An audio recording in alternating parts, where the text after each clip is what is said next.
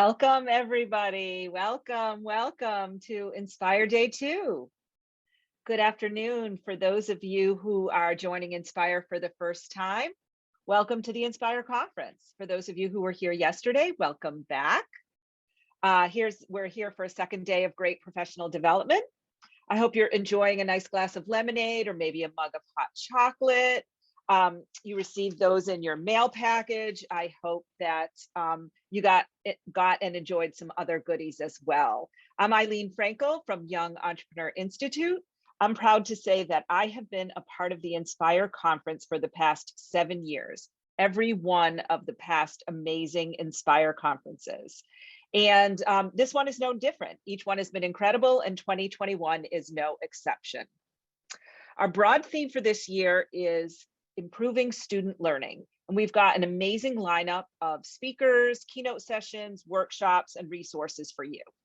We've also got some spotlight sessions, some fun, some games, plus tomorrow, our big announcement about Yippee and the launch of that new platform. In fact, we've got Inspire sessions happening from now through next Thursday. It's our biggest schedule yet. And most of you joined today via the Whova web portal or the mobile app. And on that site, you can see the full schedule, all the sessions, the times, and many of the resources. All the Zoom links are included there as well. So thank you for answering our opening question. What's your favorite thing about teaching? We saw some amazing responses, building relationships with students, the children themselves, seeing that aha moment or the light bulb go off. It's really nice to stop and reflect on why we do this work. So today I'm here in my orange Be Inspired t-shirt, just like I was in the photo here with my friends and colleagues from Inspire 2018. These orange shirts have become our signature look here at YEI. And maybe I should have thought more about this color and is it my color before we decided, but no, I'm teasing. We're really proud to be here in our YEI look. If you've attended one of our events, you'll always see us wearing one of our branded shirts. And if you take a look around the Zoom boxes, or if you can make that view available to you, you see lots of us in orange. We have some new faces and some old familiar faces. I just wanted to do a shout out to the YEI team, Jesse Jones, Jessica Dragar, Kelly Bigger, Ariana Smith, Nicole Canatano, Robin Eisen, Kristen Romito, and Evan Ewell.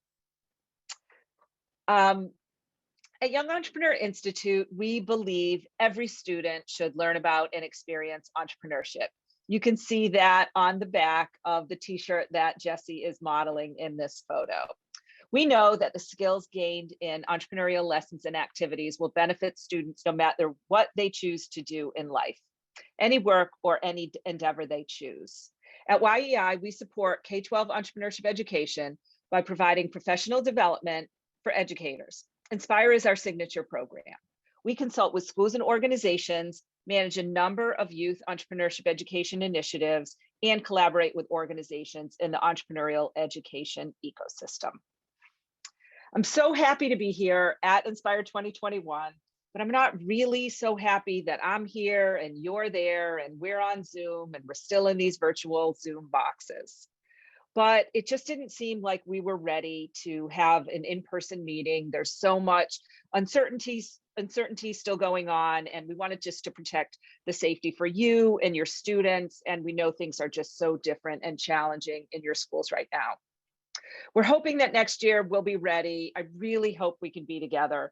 In the meantime, it's been 20 months since we started this virtual online learning in the pandemic, and we might not like it, but we've gotten pretty good at it. So here we are. Just a couple of Zoom reminders. Keep your microphone muted so that we can understand and hear the keynote speakers. Turn your camera on if possible. We love to see you and that you're engaged. Use the chat in Zoom for questions or comments. Participate as much as you can, especially in our breakouts. And check Whova and the app for downloads and resources. Our agenda for today is a dual keynote with breakout activities also from John Spencer and AJ Juliani. That will be the bulk of the activities today. At 5:30, we'll have an introduction to Yippee, and we'll let you know more about what's happening with that. Finally, we'll conclude with a preview of what's happening tomorrow. But before we jump into that, we're going to start off with something new. We started this yesterday, and it's something that we're calling Mindset Minute with Scott Mann. When we say mindset, we're talking about the entrepreneurial mindset, of course. And here to lead the Mindset Minute is Scott Mann from Venture Lab. Let's welcome Scott, Director of Education and Training at Venture Lab. He's with one of our partner educational organizations. Over to you. Thank you, Eileen. Everybody out there, great to be back to kick off day 2 of the Enspire conference. We've got lots of days coming ahead as well with our Mindset Minute. And as a Director of Education and a fellow lifelong learner, I'm also a former classroom and out-of-school time educator. So thinking about this big, long word that actually put on my shirt here, entrepreneur, because it can be hard to spell, we know that it's more than just starting a business. It really is a mindset and a way of thinking. And so yesterday, I spoke to everyone about how each mindset is a lens that we can look through, and it refocuses or changes the way that we think and the way that we see things. So yesterday, our lens was a lens of empathy as we thought about the feelings and needs of others when solving a problem. Today, we're going to be looking through a growth mindset lens to focus our potential to learn and grow and accomplish anything we work hard to achieve. Now, growth mindset, a topic, I'm not going to sit here and tell you what it means, because you in this world of education and entrepreneurship know how important it is, and you've experienced it, read about it. In fact, one of our keynote speakers today, Juliani, has a great video about his daughter learning how to skateboard that you should hop on YouTube and check out later. And they do a wonderful job of explaining it. What we're going to do is an activity that you can find in your swag bag. You should have received some Venture Lab Mindset playing cards. And on those playing cards, there are our 12 entrepreneurial mindsets. So one of those is the growth mindset. You can also find these on our website in a printable or interactive digital version. Now you're going to need the chat feature for this. So this is an interactive piece. So on your Zoom screen, find the chat. If you didn't have it open already, please do so. And what you're going to do in the chat is, in the prompt on our mindset card here, so I want you to think about a skill that you want to learn or a goal that you want to accomplish. And in the chat, and I'm going to model, I want you to drop something like this. So I want to perfect my grandmother's biscuit recipe, but I'm not able to yet. So you're going to start your phrase with I want to. Then you're going to insert that skill or goal that you want to accomplish. And then I want you to put, but I'm not able to, I'm not there yet. This can be something personal, it can be something professional. Like I want to try PBL in my classroom. And I know our speakers are going to be talking about that power of problem and project-based learning. And I want to do that, but I don't know how yet. So in the chat, I would like for you to let me know what you want to do. What is that personal and professional goal? John with the win. John may need to get a prize. He wants to be really good at yoga, but he's not there yet. Lynn, writing that book. I wonder what your topic's going to be, Lynn. A superstar gardener, yet. Thanks, Deb. I bet you've got a lime green thumb. AJ, what are you snacking on? Lexi's trying to speak Chinese, but I'm not there yet. Yeah, so keep these coming in the chat, everybody. Step into this. We have another book here. Excellent. This word yet comes from what Carol Dweck, as we all know, and for her research and growth mindset, she calls this as the power of yet. And just how adding this one little word refocuses our thinking. And it really allows us to create a space where we see our potential for accomplishing whatever we're putting out there. It gives you that confidence to grow. And yeah, it's going to be challenging. We're not sugarcoating things. We're not discrediting the path and the journey that we have to take to get there. But we're just putting this growth mindset lens on to seeing our challenges as possible. So to wrap this up, because we are at the Enspire session and we want to inspire each other and lift each other up. We are a community. We know that it takes a village, and that we're all here for the best possible impact we can have on our youth. We're going to do this piece called @ in the chat. So we've already had some great modeling. Eileen, thank you. You started us off with that @. So if you've never done this before, you put in the @ sign, and then you put someone's name that you want to direct your comment to. So Jen, I want to paint my bathroom, but I'm not there yet. I'm going to in the chat and let Jen know that she can do this. We want to lift her up and encourage people. So scroll in your chat box. Maybe you find a skill that you want to learn, or a skill or a goal. You're like, you know what, that's cool. I want to try that too. And let them know that, hey, I'm there too, and we can do this. So, hey, Jen, something simple, you can do it.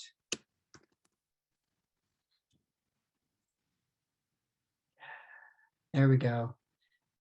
And one of the things that so let's make it rain in the chat, scroll up and down, find somebody in there. And so Amy says she wants to write a children book, but she's not there yet. So I'm going to you in the verbal chat, Amy. And I think that is awesome. It's something I've always wanted to do. And you should definitely write that first draft as soon as you get off this Enspire call, because you have that potential. You can definitely do it. And it will be iterative. We will practice and improve along the way. We'll make mistakes, but send me your first copy. I would love to read it. Yeah, definitely. Keep these going, y'all, throughout today's session. And as you step out of this digital little space that we're in, back into the real world, I want you to focus your thoughts and your actions through a growth mindset lens, because we all are, and you are, an entrepreneur. Have a great session. I'll see you all tomorrow.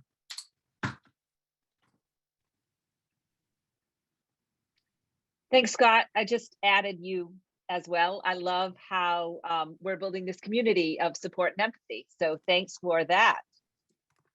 Speaking of thank yous, the Enspire Conference is a partnership of Young Entrepreneur Institute and Burton D. Morgan Foundation.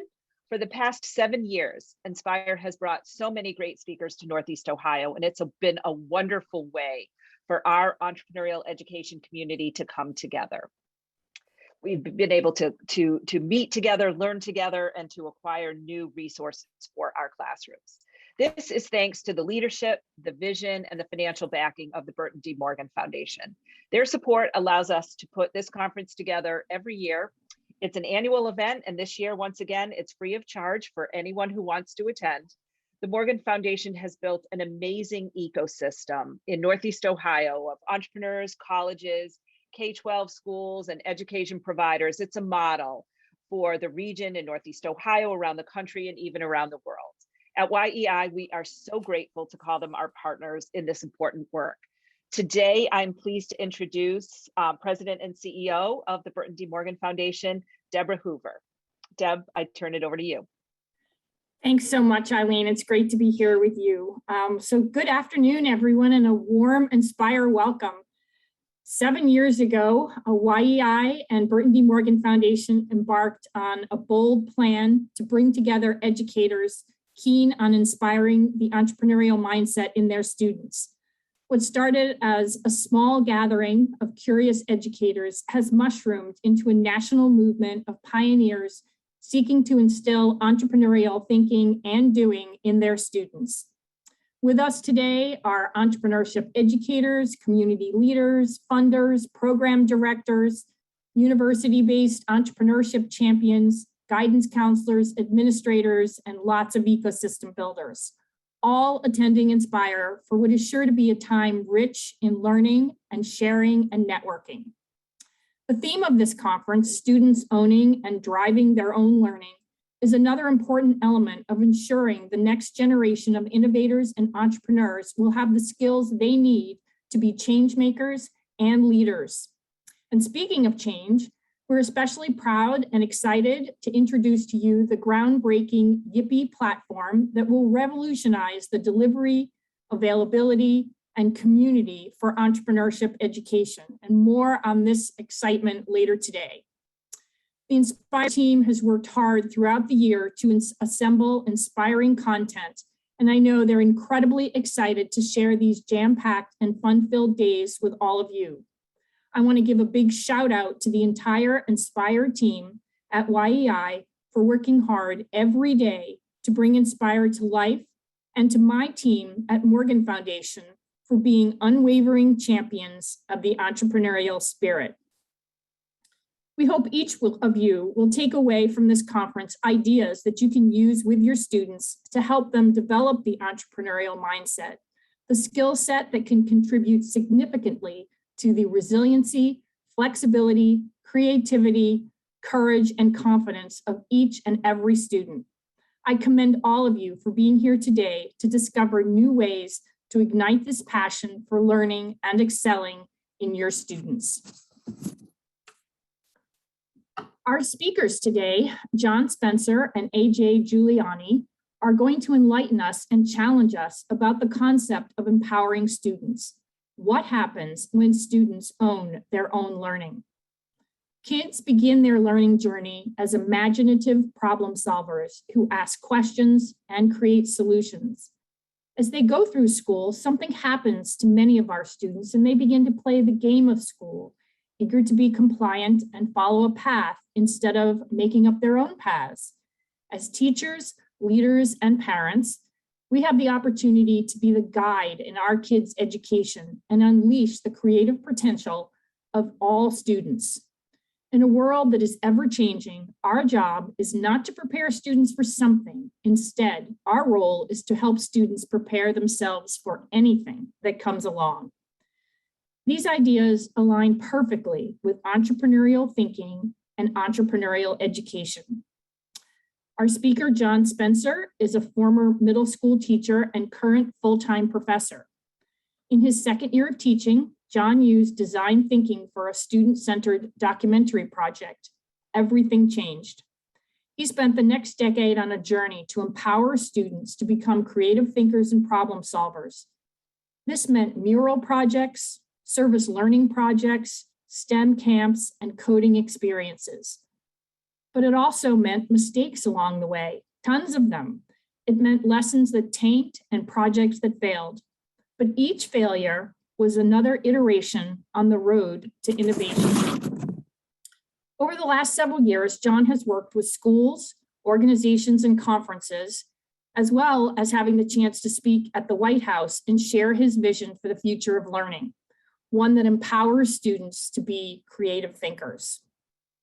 Our other speaker, AJ Juliani, is an award-winning blogger, speaker, and author of multiple books, including the bestsellers Empower and Launch with John Spencer. He serves on the faculty for the University of Pennsylvania Graduate School of Education and is the former director of learning and innovation for the Centennial School District. As an English teacher, football coach, and K-12 technology staff developer, AJ has worked toward innovation learning experience for schools in various roles. AJ has worked at all levels of the K-12 spectrum and has the lens of a parent of 4 very energetic kids. He encourages educators to not only be intentional about innovation, but also focus on how our practice needs to be always centered on the student's experience. So welcome, John and AJ, and now I will turn things over to you.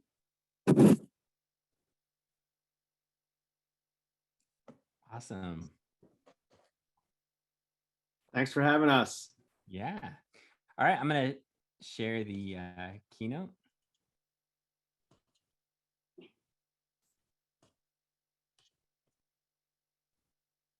Here we go. So I just want to start out with something real quickly that's a little off topic. One of the best pieces of advice I got for that growth mindset and developing the habits was to just start super small. So about 2.5 years ago, when I first decided to get into shape, I asked a personal trainer who I was friends with, how much time should I spend per day on workouts? 45 minutes, an hour? And he said 5 minutes. And I said, that's not very realistic, Zach. And he said, all right, 3 minutes. But the goal there was start small and improve and get those early wins. And the same thing can be true with those student-centered projects that we do. I know AJ and I have both had done NaNoWriMo projects with our students where they have to write a novel in November. And the secret for me was we always had an October where they got in the habit of writing daily, starting with just 50 to 100 words a day, and then getting to that place where they could start November writing 2,000 words a day, and it was easy. All right, so I want to share a story at the beginning about one sentence that changed my world forever. A little bit about me. I was born in the Ice Age. I'm a child of the 80s. It's where I learned how to stop and collaborate and listen. I hope you get that reference. I know I'm dating myself here a little bit. It was at a time when this bad boy was considered cutting edge. And the biggest technology concern I had was to not get dysentery on the Oregon Trail. And I always got dysentery. This was me in the 8th grade. I was incredibly shy and incredibly nerdy. And I had one friend, we'll call him Matt, since that's his name. And Matt and I would hang out every single day at lunchtime. We would nerd out on data from Star Trek, data in terms of baseball data, and we just spent our time nerding out. And our whole goal was to be invisible. If you think about the shows of the 1980s, the nerds were the tropes to be tolerated, not the characters to be loved.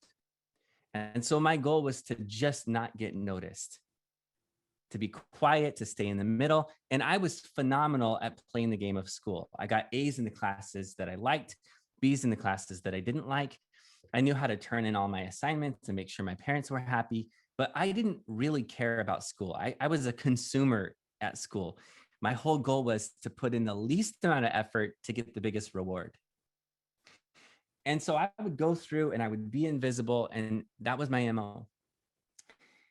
And every single day at lunchtime, Matt and I would hang out, and he always showed up. He was the kid that got the congratulations on your immune system certificate, the perfect attendance or whatever that's called.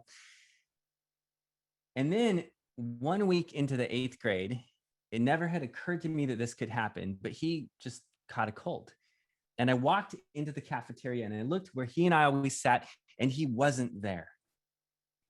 And I stood there holding my cafeteria tray, and I looked out at the sea of students all around, and I hoped that someone would invite me to the table. And I waited and I waited and I waited, and nothing happened. So I threw my food away and I went to the boys' restroom, and I hid out for those 22 painfully long minutes to go by. And the bell rang, and I wiped my eyes, and I headed into class, and I knew that I had wanted to be invisible, and I was invisible. But not to Mrs. Smoot or Mr. Darrow.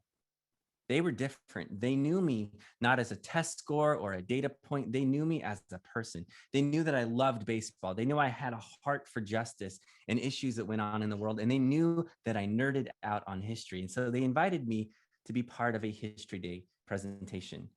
And they made a deal with me as someone who knew me. They said, John, you get to own this entire project. And I thought, that sounds kind of interesting. That sounds fun. And they said, in fact, if you do this project, you don't have to join our competition, but you do have to present to the class. But here's how it's going to work. You're going to work on the whole project the entire year, and this will replace your homework in language arts and social studies. And I was sold. I didn't tell them that. I remember I was a good consumer, so I was a negotiator in this moment. And I said, I don't know about this. And they said, I'll tell you what, the other thing is every Friday, you'll be excused from class and you'll get to work on this project instead. Now, I didn't know that this was Genius Hour before Genius Hour, right? I didn't know, Google wasn't around at that point, and very few people knew that 3M was the real founder of Genius Hour. So we didn't know it was Genius Hour, but it was Genius Hour before Genius Hour. And I would love to say that I got really into this project automatically and I loved every minute of it. But the truth is, Mrs. Smoot gave me a warning that turned out to be completely accurate. She said, John, you are going to work harder on this project than you've ever worked before. You're going to get angry. You're going to get sad. There's going to be moments when you don't like me, but trust me, please. And she was right about every single word. First day, I have to come up with the topic. I have 14 different topics that I'm ready to go. I bring it up to Mr. Darrow and I said, which one should I choose? And he said, what's going to sustain your interest?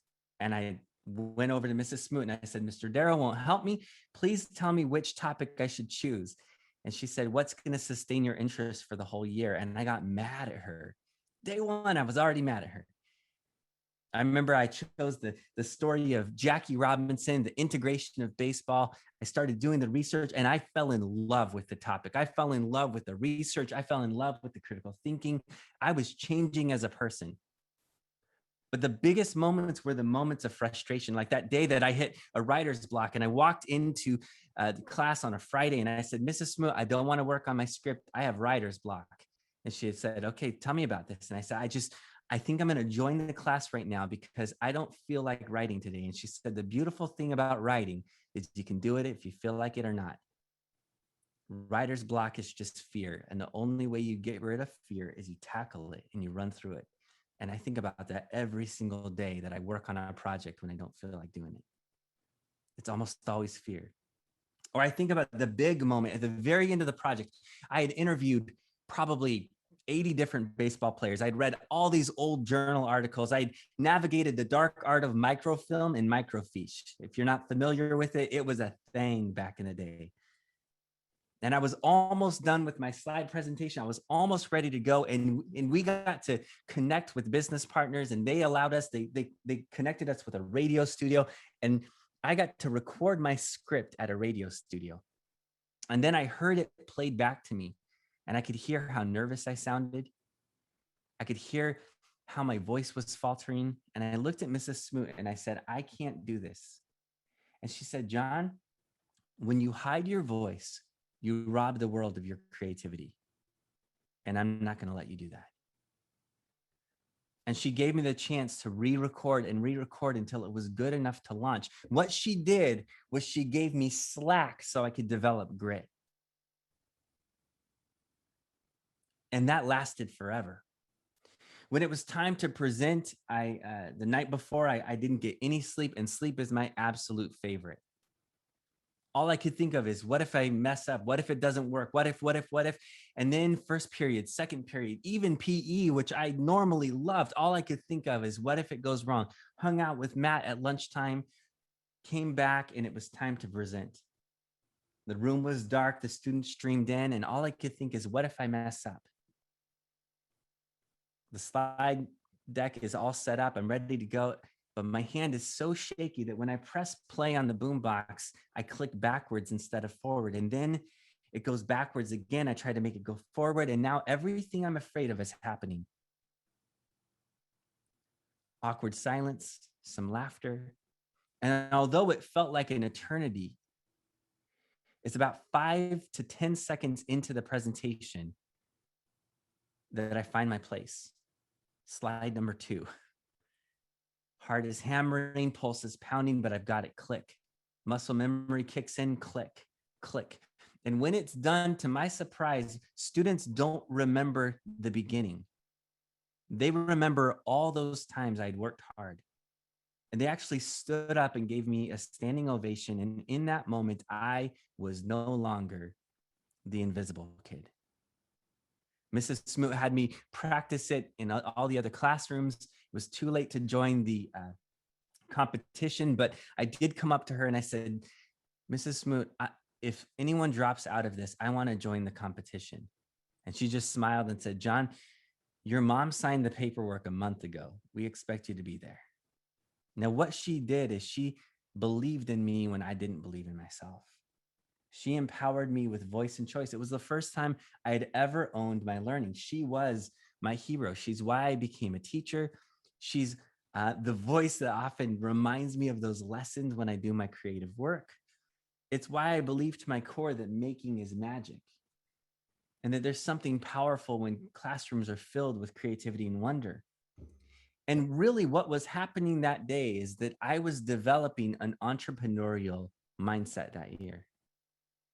Now, not every student will grow up to be an entrepreneur, which now as someone who's owned a business and been an entrepreneur myself, I feel like I get it. But whether I had gone into that or not, I developed that entrepreneurial mindset. Now, what does that actually mean when we say students need that mindset? It's this.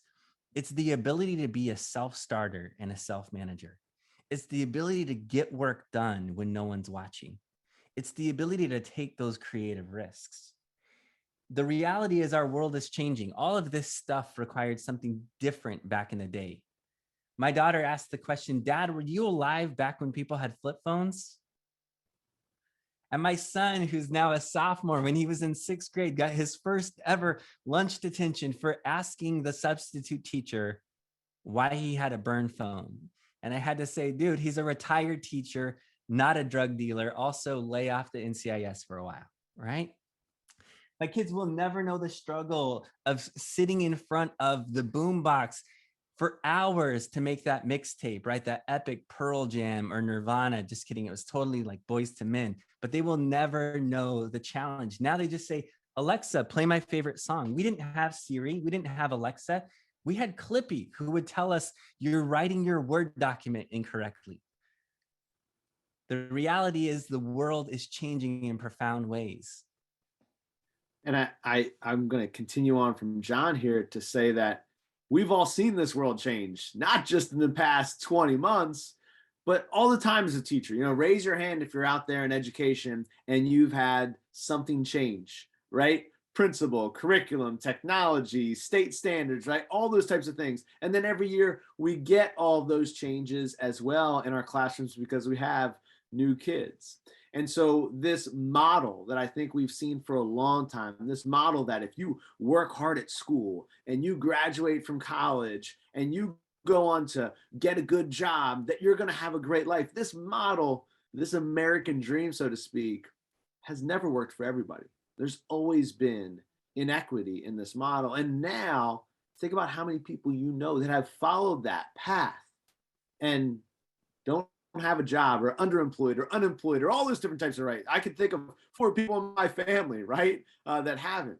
And so that ladder now is a maze, right? That ladder is a maze as we go through that process because there's so many choices and decisions that we have to make. It is not climbing up a ladder anymore. It's consistently having those choices and decisions as a learner. And so the question we ask a lot is, what skills will students need to navigate this space, right? As educators, what skills can we have them work on while they're in schools, while they're in our classrooms, whether that's virtual, in person, out, wherever that is, to work on that, right? What does that look like? What skills are those? And so when we're looking at the skills, I think it's really important for us to kind of see what some other things we're putting out there. There's a Project Oxygen done by Google that really kind of look at the research of what skills are needed right now in the world and in the future, right? And so we'll click through a couple of these. This is what some of the skills are: being a good coach, communicating, listening well, possessing insights into others. This is that empathy piece, right? Having empathy towards and being supportive of one's colleagues and peers. This is what we're looking for, right? In terms of skills. We're learning to be a collaborator, and we can't be a collaborator if we're taking multiple choice tests, right? If you look at when they studied teams, they said, here are the teams that are successful. The teams that were focusing on equality, generosity, curiosity towards the ideas of your teammates, and empathy and emotional intelligence. Again, it's hard to do that if we're teaching from a textbook. We're just looking at words on a screen and raising a couple hands up there, right? When you look at what the study said, it said that soft skills, the 21st century skills, so to speak, are actually some of the most important skills that we need to develop in our students, that they need to spend time doing in school. And so as we move forward and kind of look at how we can develop those soft skills, they almost never come from compliance. Telling students what to do and having them do the work right back at you or regurgitate the learning right back at you, that doesn't necessarily work, right? And so when we look at this idea of moving from compliance to empowerment, there is this continuum of student agency where you go from compliance to engagement to empowerment. And when you move through this continuum of student agency, what happens is the ownership, the agency continues to build, and the learning and development of those soft skills increases as well. The key for me as we look into what this looks like, and Johnny, go to the next slide. What it looks like for us is that this video kind of shows this is what it means for our students as they navigate that maze and try to develop those skills right now.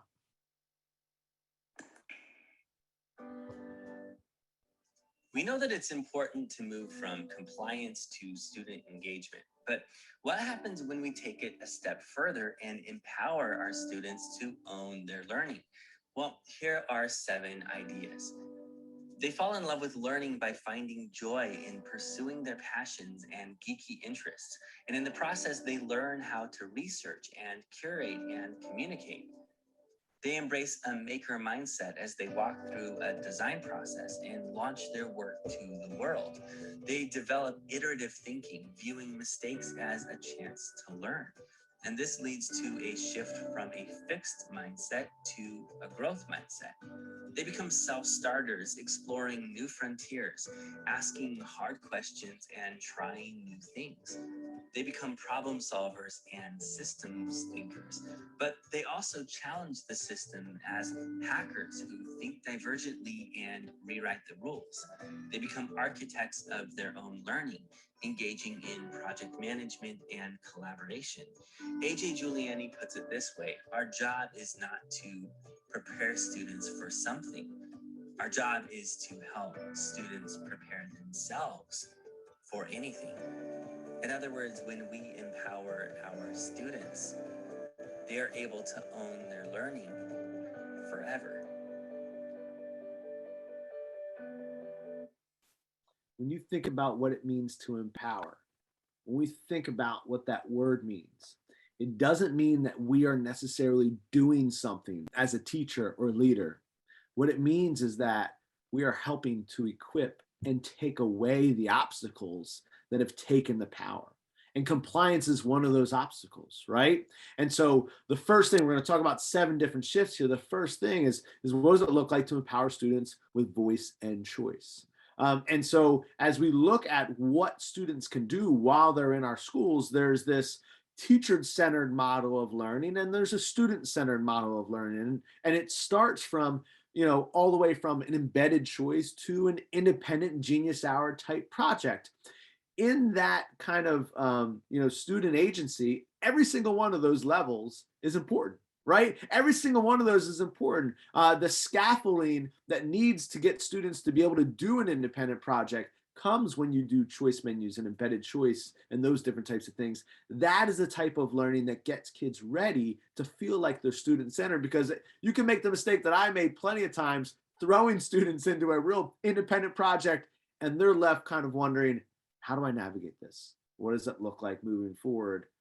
Help me to navigate this, as John kind of said with his teachers as well. And so you can look at Genius Hour as one of those examples, right? An idea that when students are given time and they're given a place and a space to really learn about something they're interested in, and then with that time that they're learning, they're creating a product. And eventually they're pitching to their class, they're sharing, hey, this is what I'm learning about. This is what I'm making about. They're putting it out to the world, not at the end of a presentation, not at the end of learning, but during the beginning stages of learning. This is what the learning process, this is what I'm doing. Come with me on the learning journey. From there, from the pitch, they go into actually spending that time learning, finding mentors, talking to people, researching, documenting, and they start sharing their learning. I had so many students when I was doing this that were very nervous about sharing the learning because they were very nervous about sharing things not going well. So much so that actually one of my students, Katie, started writing in her blog about all the things that she was failing at, almost kind of in a sarcastic way, right? Oh, I tried this thing and it didn't work. I tried this, it didn't work. And we started talking about it as a class.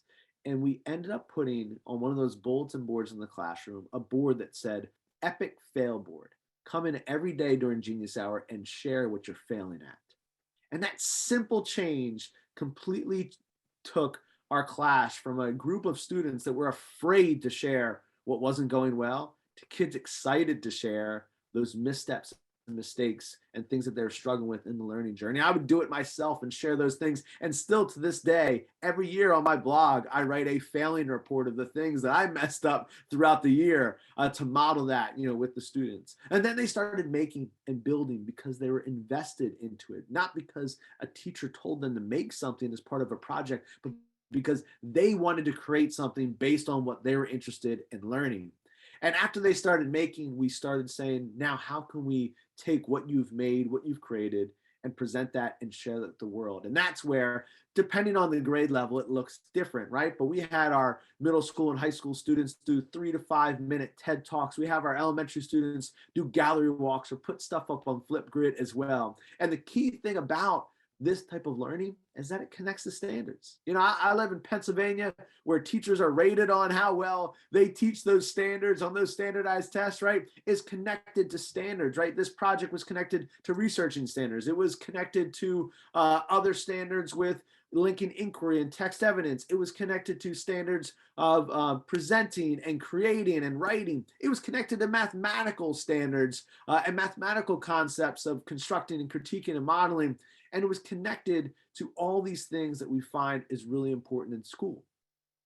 The interesting piece is that for me, this change wasn't so much about Genius Hour and giving students time. It was about taking what has always worked well. Inquiry is not a new idea. It has always worked well in schools, right? It's not something new, and reframing it to work in today's world.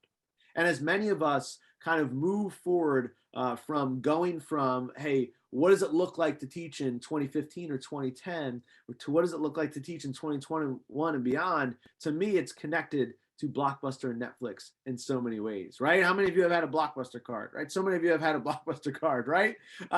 And all of us that are carrying those Blockbuster cards, we got rid of them in a pretty quick fashion.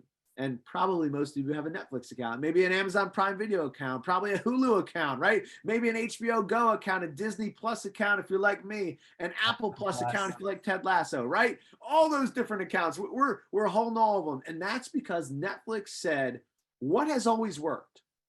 And Blockbuster's motto was people want cheap entertainment, convenient entertainment, quick entertainment. And Netflix didn't say, let's create a new model. They said, how can we make that model work in the year 2015?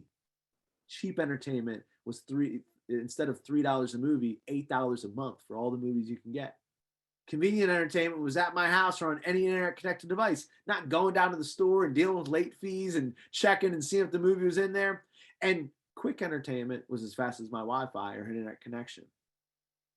They didn't change the model. They said, how can we make it work in the year that we live in? And as educators, we need to think about all of the practices, all the strategies, all the things that we have done that has worked really well with our students over the years, and reframe them how they can work now with our students moving forward. Do you want to show the video? So I want to show this quick video, just a little nostalgia to remember what Blockbuster was like. And when I show this kind of clip here, just the first minute, John, you can move forward. But I want you to think about how much you've changed in your practice as a teacher and school leader since this was the reality, right? Since this was the reality of our world. Think about all the changes that have happened during that time. Go ahead, John, you can play it.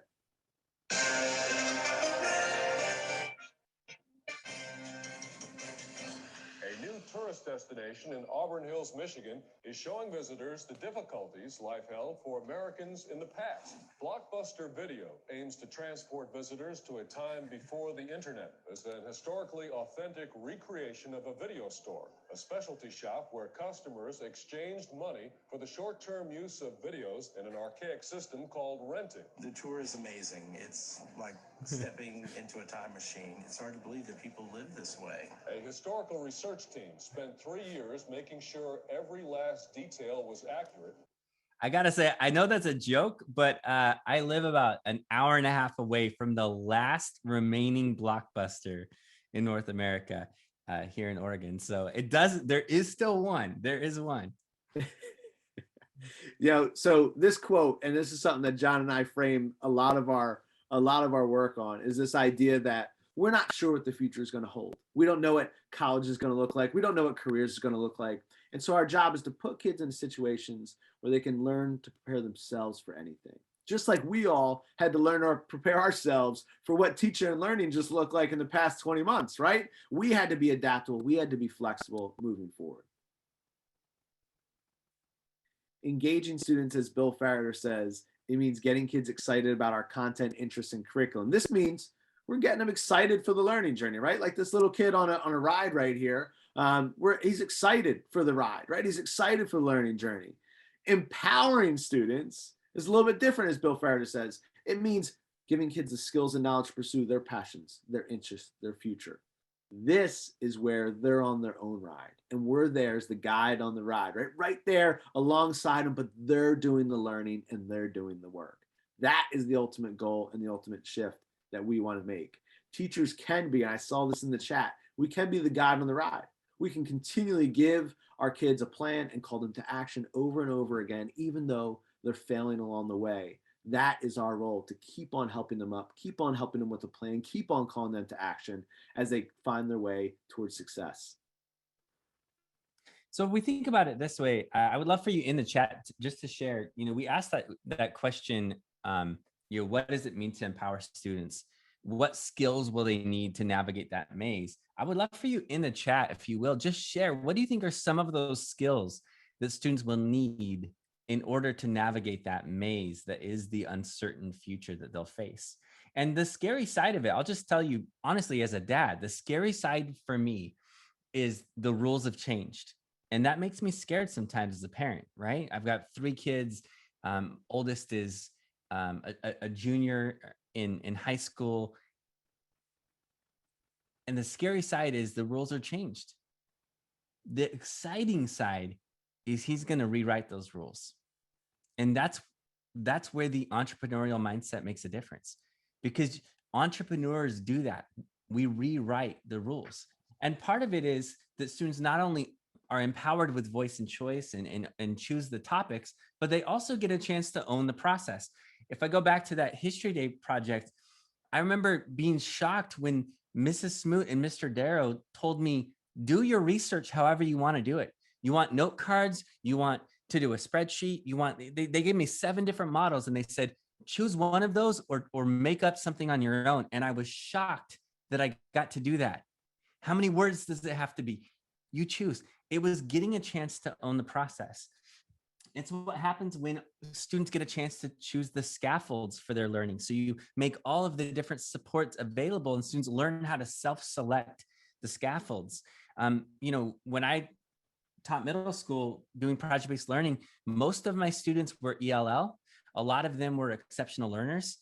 We were a Title I school, and yet they were empowered to own the learning, partly because they knew how to find those scaffolds so that they could go find help on their own when I'm not around. And they were becoming less dependent on me and more dependent on themselves. Having a curation of resources for them, letting them choose whatever strategy that they want. And it's also this idea, number 3, of having students empowered to ask their own questions. This is the notion that students should question answers as often as they answer questions. They should learn how to ask great questions. Again, if we think about that entrepreneurial mindset of being empowered to own your learning, one of the things that all entrepreneurs do is they ask great questions. Almost every great solution and product has come from a driving question. Not only that, but it's the continual asking of questions, whether it's empathy driven and asking, your audience, your community, or if it's something along the lines of just asking self-reflective questions of, is this working? Is this not working? It's this idea of owning the inquiry process where students ask questions, gather data, analyze data, share insights. We do something like a Wonder Day project. So you're going to have a set of resources all on a Google document for you. And one of the things that I love is students can work through this inquiry process with something that's a single day lesson. It takes about 45 to 90 minutes, depending on where students are at in terms of their level and how in depth they want to go into, but they own this entire inquiry process. And again, like AJ said, it's aligned to the standards. And so they're really getting to own not only the question process, but owning the entire inquiry process. It's the idea from Dan Meyer of the 3-step problem, where you give students a video or a picture and they develop their own math problems that they then solve on their own. And again, it's all part of developing that entrepreneurial mindset. The next idea is this notion of having students own the assessment process, which AJ is going to talk about right now. Yeah, when we talk about assessment, I think a lot of times we have a very narrow idea of what assessment is, right? We have to have this bigger idea of what assessment is. And for me, that really is talking about how assessment should include mistakes. It should include iterations as we move forward, right? That this idea of failure being permanent versus failing being temporary, a lot of times when we think about a failure, we think about somebody, as John likes to say, like the Detroit Lions, right? They're a permanent failure. Okay, for any They're not Lions fans failing out forward. They're not improving. there. I'm an Eagles, Sixers, Phillies, Flyers fans over here, so we got a lot of failing going on in Philadelphia, a lot. But this idea of failing is that it's temporary, right? Which is what we all hope, is that it's just part of the process, and that if it's temporary, we can learn from it. If it's not, if it's permanent, we can't learn from it, right? And so, as we kind of look at that in those steps, it's really important to kind of see us as learners going through this process, and failing being a part of the assessment process. And students can own every part of the assessment process. They can engage in self-assessment and peer assessment. There are a lot of practical ways to do this. And I just want to point out one of the side effects of this, AJ and I were talking about this years ago, was we said, does it ever feel like we are leaving school less tired than before? And I was like, yeah, remember this? We had this conversation years ago, and and you said to me, yeah, it's because when students own their learning, they're doing more of the work. And I remember feeling guilty about that. And you said, no, your job as a guide means that you don't have to work for them. Every time you're leaving feeling less tired, John, it means your students, I guarantee, were working hard. And I was like, oh, wow, that is so true. And that's that ownership of the assessment process. It's the ownership of number 5, empowering students to solve problems so that they own the true problem solving process. I love giving this as an example. We think of big things that change the world. One of my favorite examples of problem solving is years ago, back in the 80s, again, child of the 80s, someone realized that haircuts were messy, and they decided to combine a hair trimmer and a vacuum cleaner. And the end result was the Flowbee. And I begged my mom to let me have a Flowbee. And she said, no, John, you'll use it on the dog. And she was right. But the bottom line is, sometimes what students create are Flowbees. Sometimes they create things that are odd and quirky and different. Sometimes they create things that sound like they'll work well, but they don't. Sometimes it doesn't work perfectly. And the key reminder is, it's not the product that they create. It's the problem solving that they're developing on their own. But sometimes it does work really well. I still remember this project that we had. We had a graffiti issue at my school, and we were trying to solve it. And we did a Shark Tank style project. And in the end, they would have to pitch their ideas, similar to what AJ was describing, to a panel with a small business owner, a community activist, and a school leader. And each group had to pitch their ideas in this very, very much like a Shark Tank style episode type thing. And I still remember one group that built empathy with the people who had done graffiti, and they realized that there were spaces that were untouched in our school, in our community.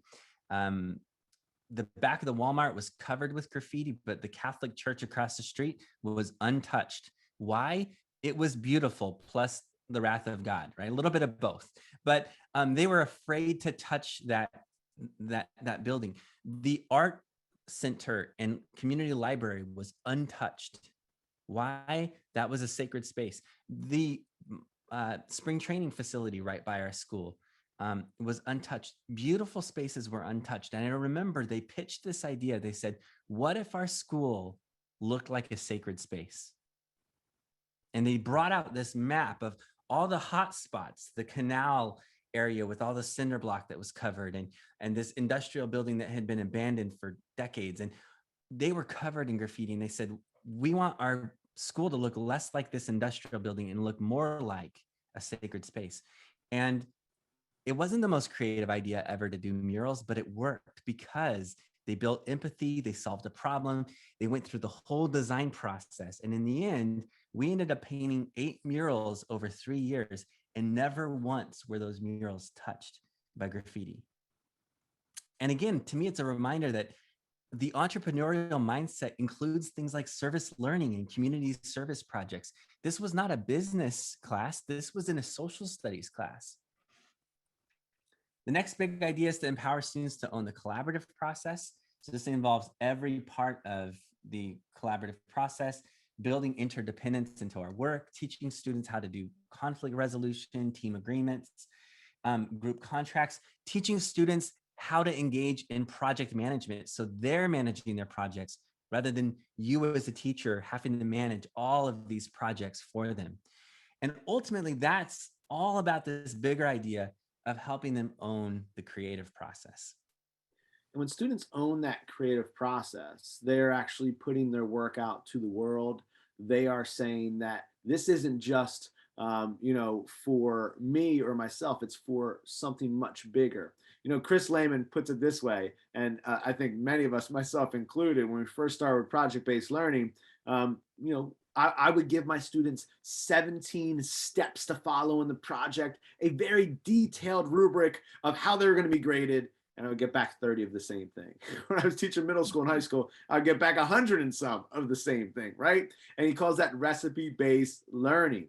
But if we move forward and we look at what it really looks like, we can do much more when we actually give students a place to start with empathy. And that's a launch cycle that John and I wrote about in our book, Launch, that you start from this place of look, listen, and learn, this place of empathy. You ask questions, you understand the process, the problem, much like those students did, the problem or the process with who was having graffiti, who was getting tagged. Then you come up with ideas, and only then do you start to create a prototype. When you create something, that's just the start of now getting feedback, highlighting and fixing what worked and what didn't, and eventually launching it to an audience who's going to let you have empathy and look, listen, and learn again as you move forward. When you launch, you're saying, I'm not afraid to be known. I'm not afraid to put my work, my ideas, the things out to the world and to see their feedback of what that looks like.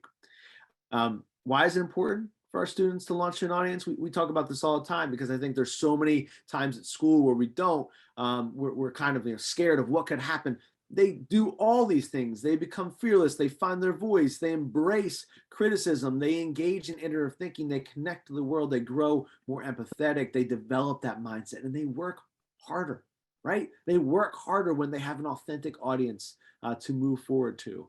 When they don't have to share their work and put it on a fridge, when they get to share their work and put it with an actual human being, an actual authentic audience of people, they really care about the learning as they move forward.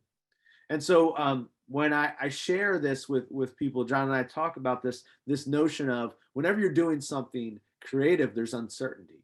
But when you take that leap, we talk about this a lot in our book, when you take that leap, that's when you're empowered. You're empowered in the actual leap. And so as John says, it's an easy flow chart here that if we're sure something's going to work, it's definitely status quo. And if we're not sure it's going to work, it's going to be a chance for innovation moving forward. And so we have this idea, and I talk about a lot with the skater mindset, right? This idea that when you're a skateboarder, like this guy right here, you try hard things, you try difficult things.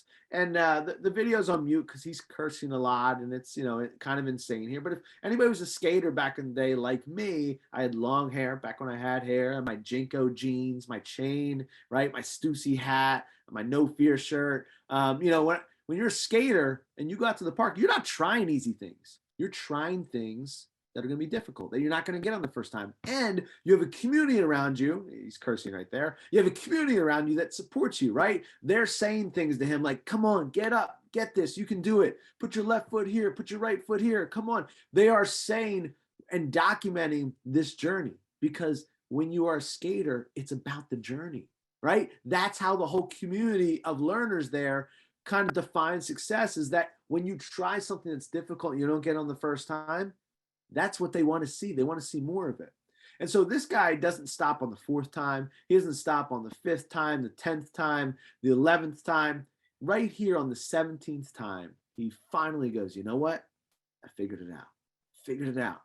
And on the 18th time, after getting knocked down and having all those failings, on the 18th time, he finally lands this thing. on the 18th time. And when he lands it, we feel this sense of relief. We feel this sense of pride. And we want our students to feel that way. We want our teachers, we want everyone to feel this way, like they're riding off in the sunset in some weird alleyway, right? We want us to feel like that. And if we're going to have that, we have to put our work out to the world. We have to try things that are difficult.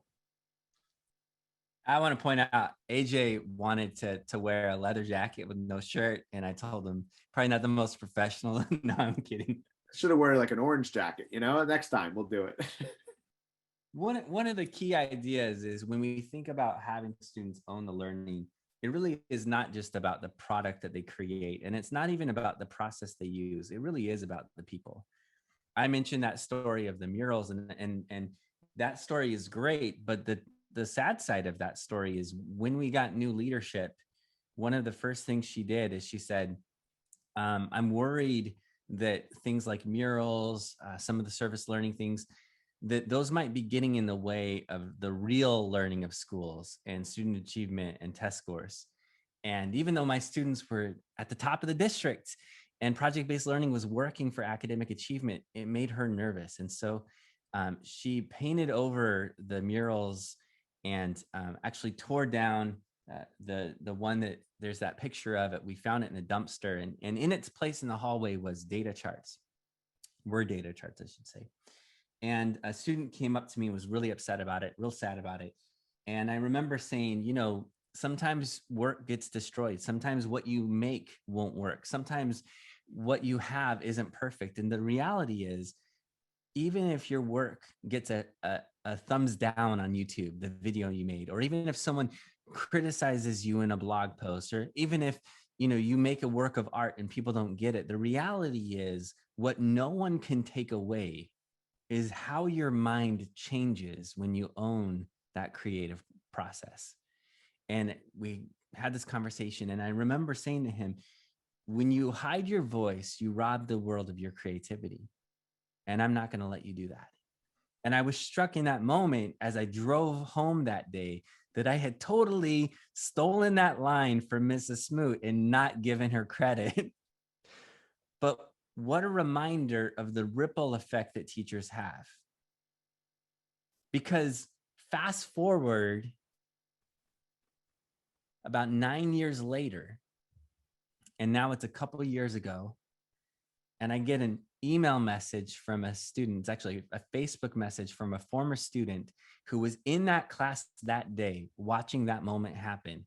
And now she not only became the first student in her family to graduate the 8th grade, but she became the first to graduate from high school, and she became the first to graduate from college. And now she has a master's degree and is working on a PhD, which is awesome. But she's a teacher changing the world around her. And she sent me a message and she said, look at what this is. And it was a picture, a drawing. And she said, this is going to be a mural. A couple of weeks later, there's a mural, and a kid who drew the first mural that we'd ever drawn that was part of that Shark Tank project is now a video game designer. And on his spare time, he paints murals, and he's an artist in residence helping paint murals. And now that district has about 6 different schools with artists in residence programs painting murals. And it's a reminder that it really isn't about the process you use, design thinking, project-based learning, inquiry-based learning. It's not even about the product that they make. It really is about the profound influence that teachers have on students.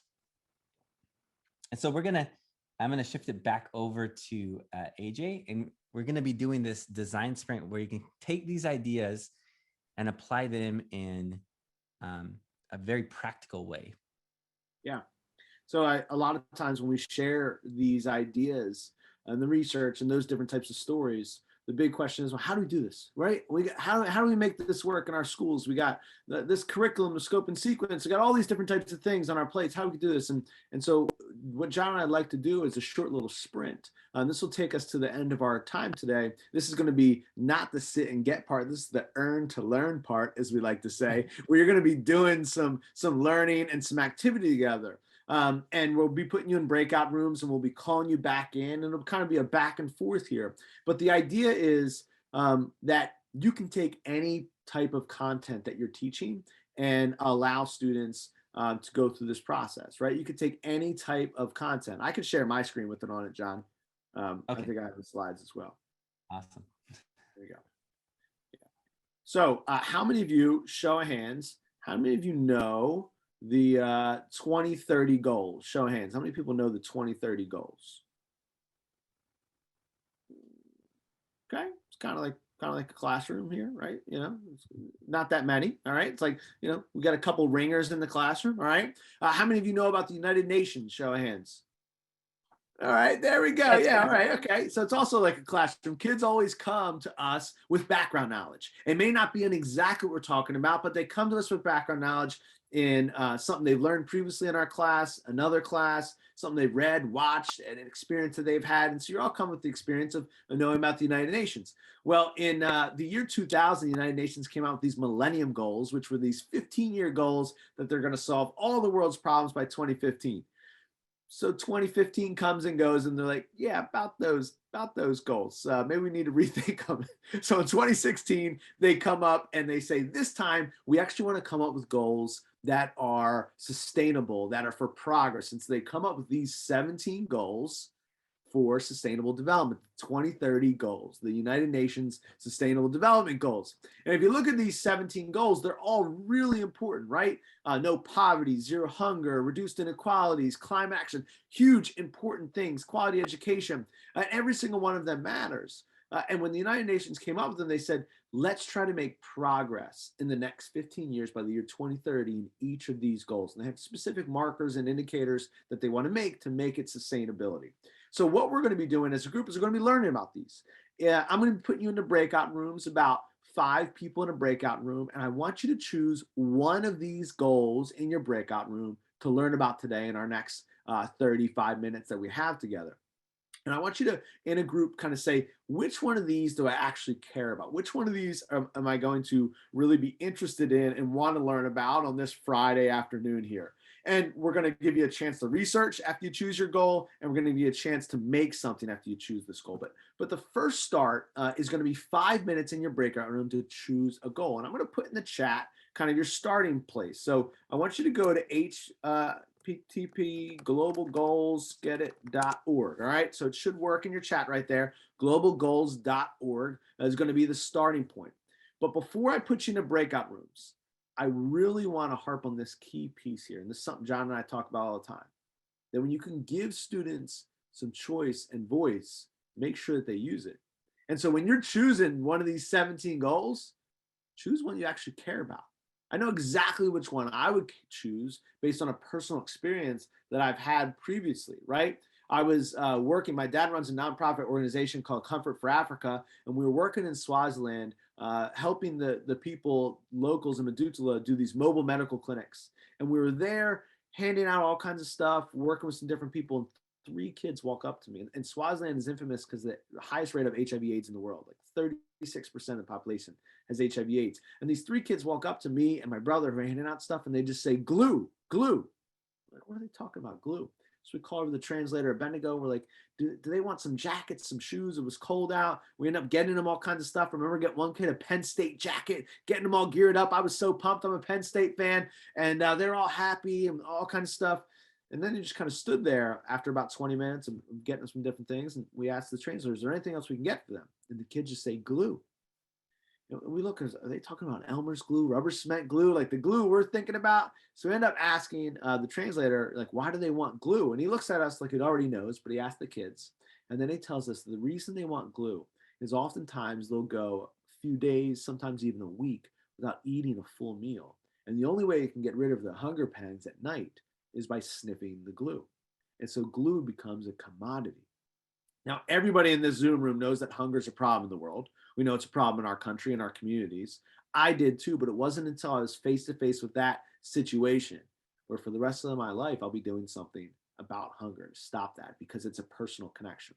So when I put you in these breakout rooms right now, I want you to really kind of think about, hey, what goal do we actually want to choose that is something that we can work on, that's something that we can create. And so I'm going to open up the rooms right now.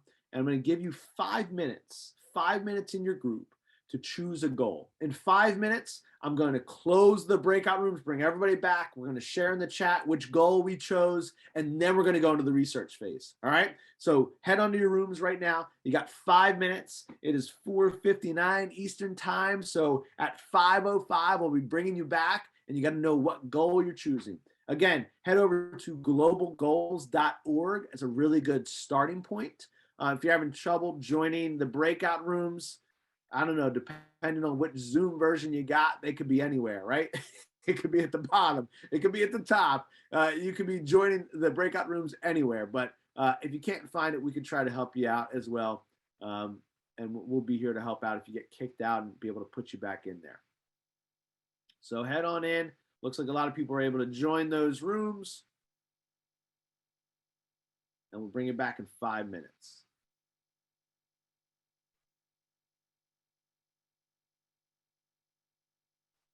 Yeah, it looks like we got some pretty full rooms.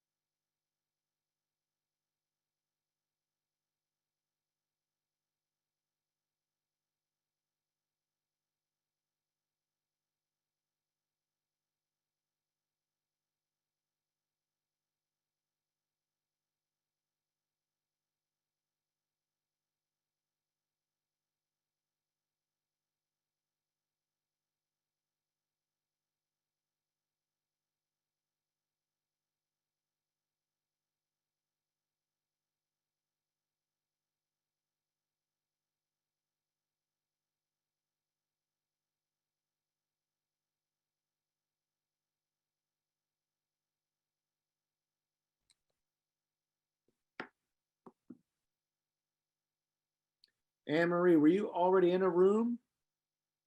Just checking to see if you were. If you weren't, I can get you in one.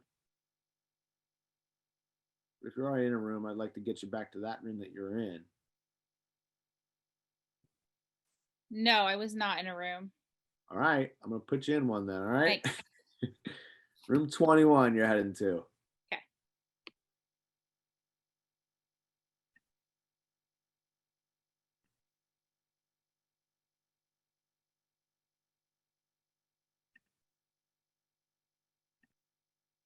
John, I need to get like the Jeopardy music or something playing right now.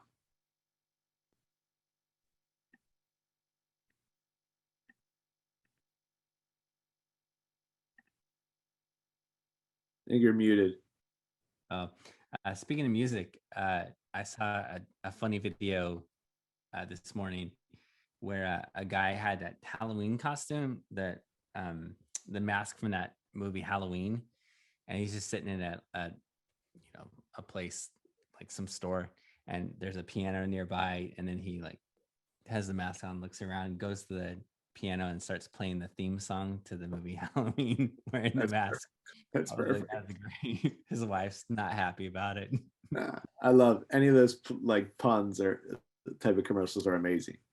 I'm gonna give him a 2-minute broadcast. 2 minutes left.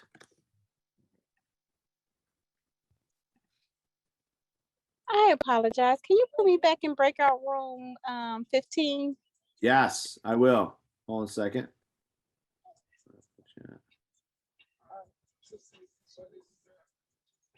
Breakout room 15. Correct.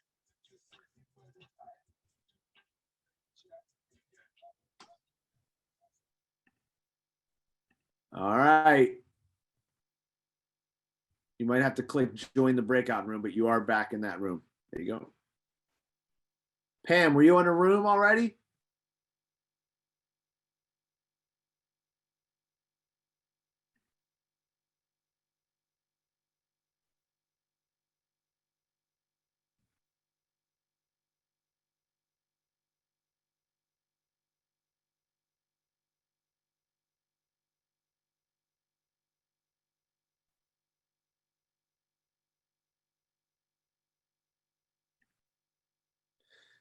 All right, I got 60 seconds to come back in.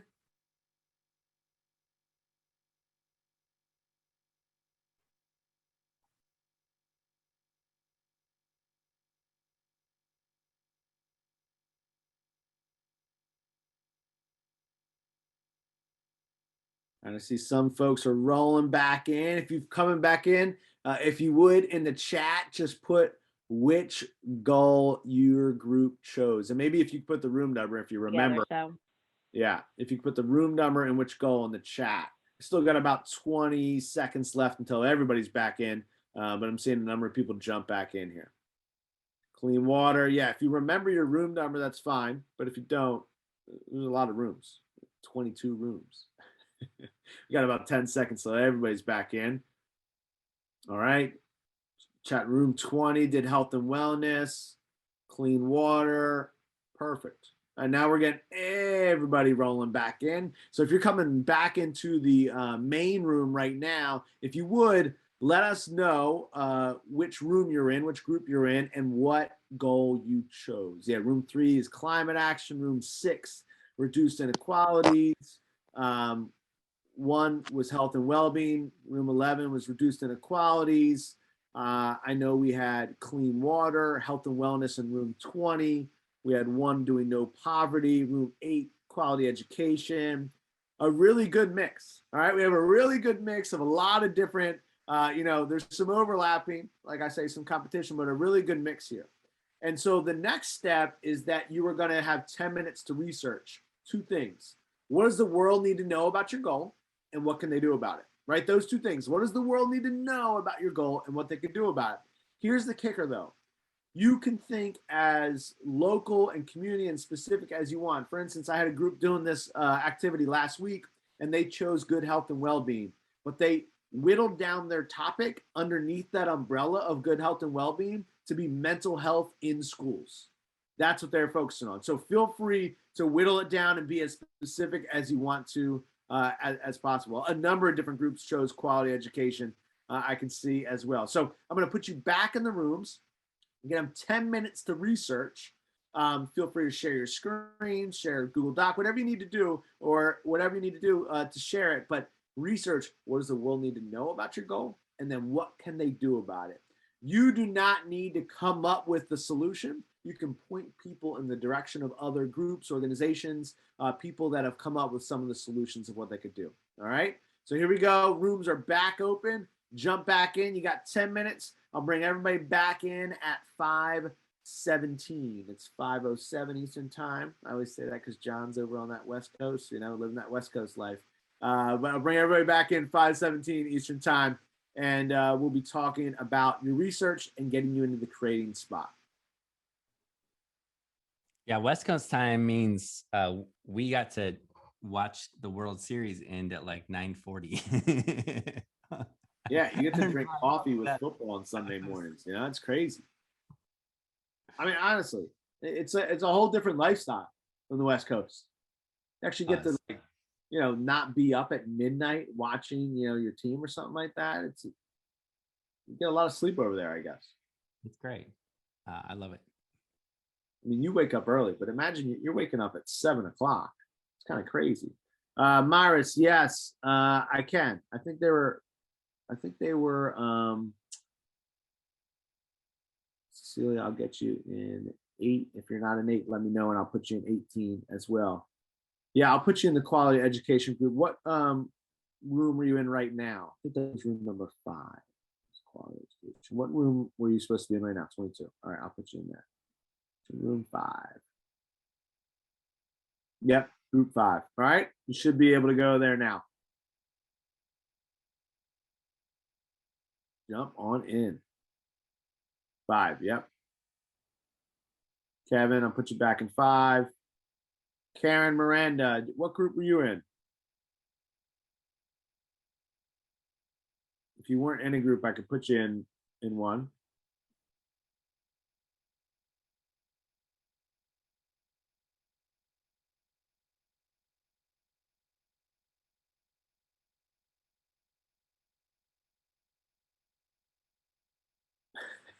That's fine. That's fine. If you're just tuning in, I'm going to put you in a group then, so then you can kind of listen and kind of see what people are working on. Cecilia, I'm assuming it wasn't 8, it was 18, so I'll put you into 18 then. It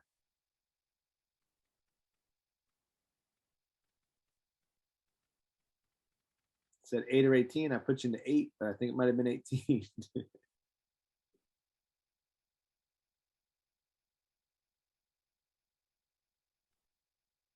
looks like everybody's got an option to get in a group. Remember, if you, for some reason, can't jump into a group, you didn't get like the notification, you always can click where it says breakout rooms and click join breakout room. But John and I are Zoom experts, so we can help you. Like John's a professor of Zoom at George Fox University. Oh my gosh. We do so many classes on Zoom. Because But we did before the pandemic. That's why I'll say I lucked out. I was ahead of the curve. yeah, we did. Yeah. I mean, I think we only hung out in person maybe 2 times before writing launch. Maybe not even. I don't even know. I think it was, yeah, it's been, no, it had only been once at that point. Once. Yeah. It's been several times since then, yeah. Wrote a whole book. Allison, were you in a room and get kicked out? Let me know. I can get you into a room if you were. Otherwise, I can get you into a random room so you can see what people are doing.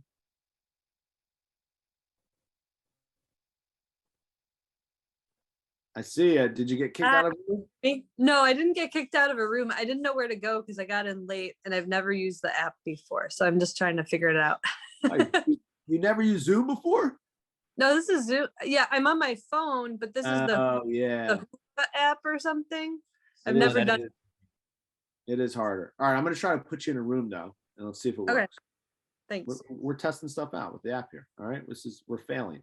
That's what we're talking about. Let's see it. Failing forward. See if it popped up for you.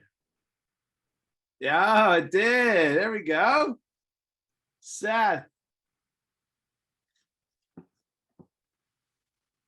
I actually think this is working pretty well for how big of a group. Sometimes I'll have the breakout rooms and people just are getting kicked out every time. John, you have that? Like they're just getting like kicked out and put back.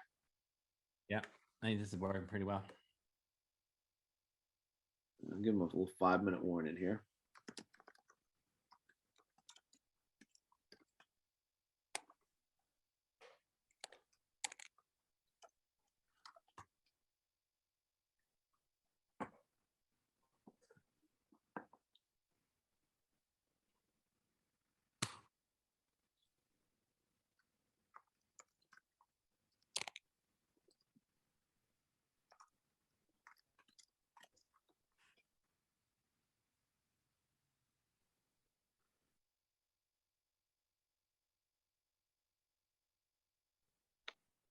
Hello, can you put me back into room 6? Yes. Okay, I'm getting off of my cell phone and I finally found it. Thank you. No problem. Gotcha.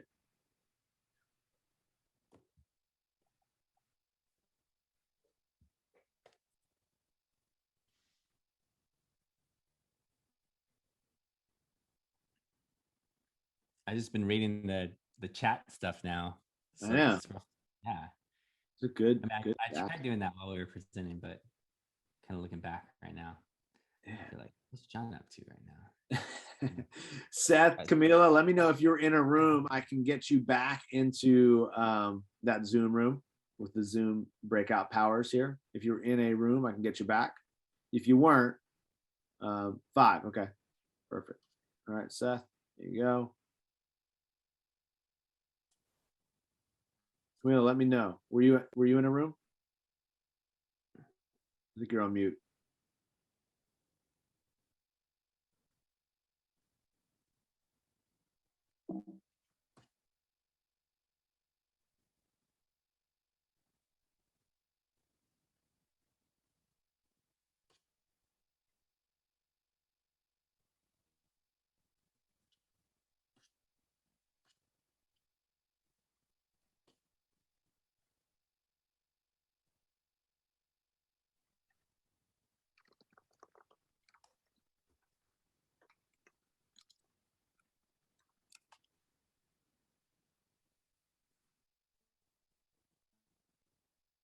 John, I think we should just have, when they create something, we'll just have them shared in the chat. Might as well. Yeah. Right? Yeah. Since the chat's kind of flown anyway, people can kind of save that, right? Like you can save the chat on yours. I can. Sometimes that's not enabled, but I'm allowed to, with the 3 little dots there, save the chat.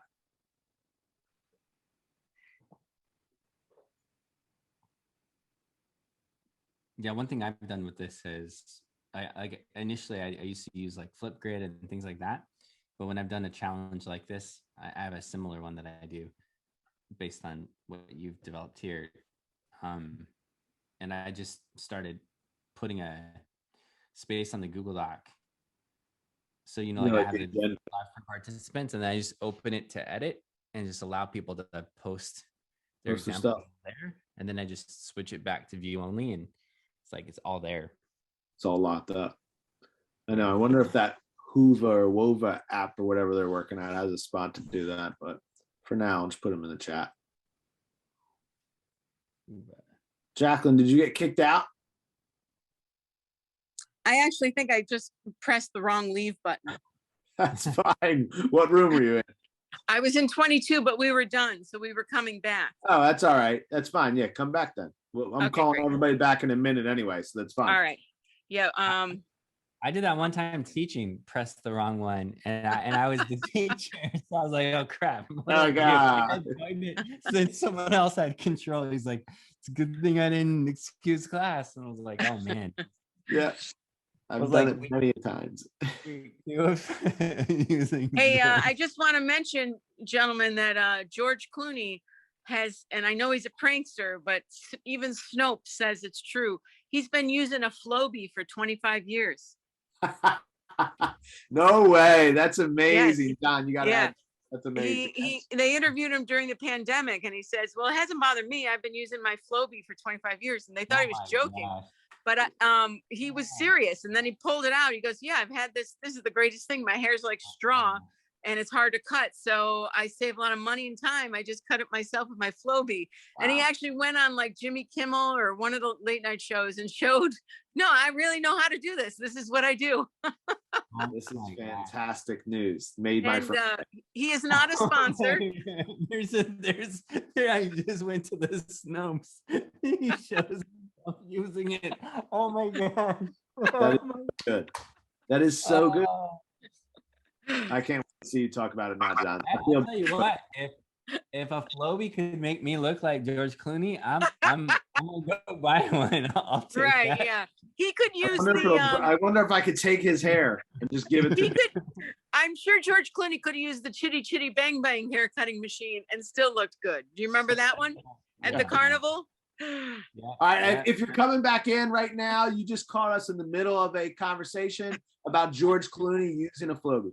And make sure you can Google it. We just did, but he uses it. John is now going to start using it again, have his childhood dreams come true.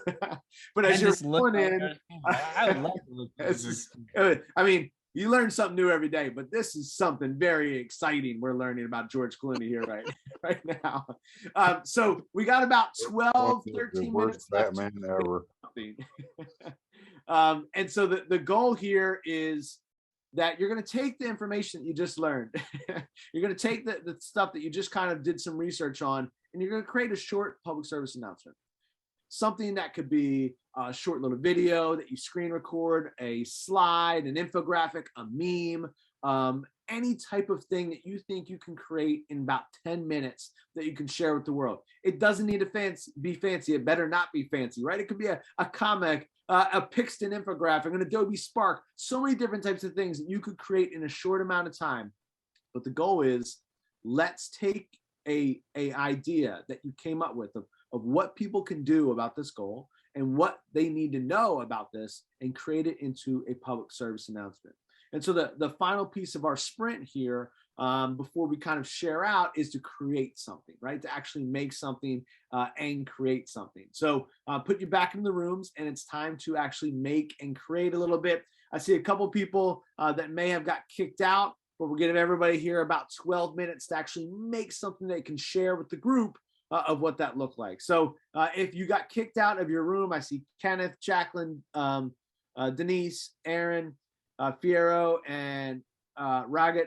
If any of you want to say, hey, like Fiero, what room were you in? Let me know if you put in the chat and I'll get you back into that room. But rooms are open. So let me know what room you're in. Kenneth, Jacqueline, Denise, Aaron, Fiero, let me know room 15. Perfect. I'll get you back in. Jacqueline, room 22. Thank you. Yep, gotcha.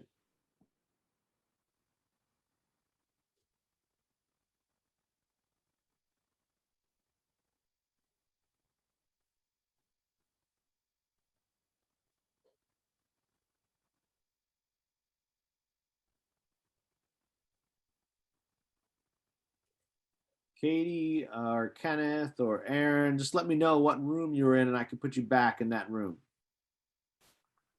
If you need to go to a room. John, same thing. If you got kicked out of a room or you need to jump into a room, you got kicked out of Zoom, let me know. I can put you back in that room.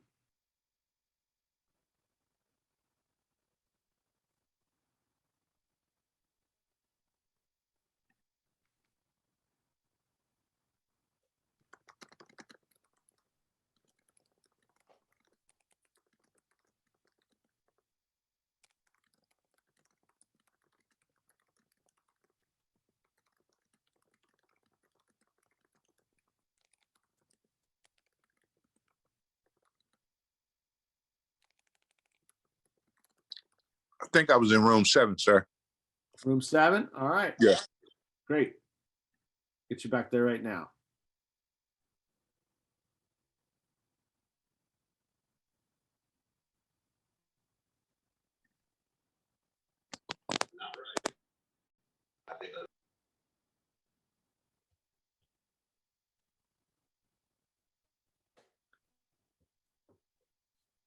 I see a David Ramey in here, and I kept on thinking it was Dave Ramsey. It looked very close. Very close. I'm sure David gets that a lot. You don't get anybody mistaking your name for anyone, huh? You get No, people mispronouncing. there's a pretty messed up Juliani in the news for a while, just spelled it differently than me. Hi, I still can't get back to room 15. Room 15, you can't? No. So if you click where it says breakout rooms, does it let you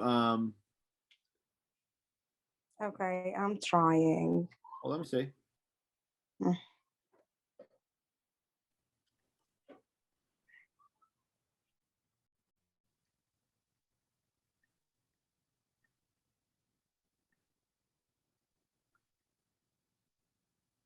that it worked.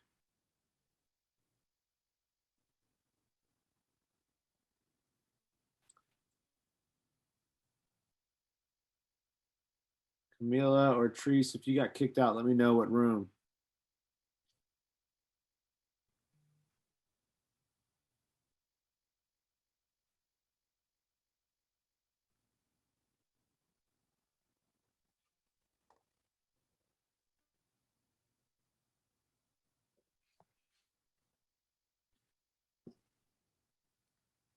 Room 12, gotcha.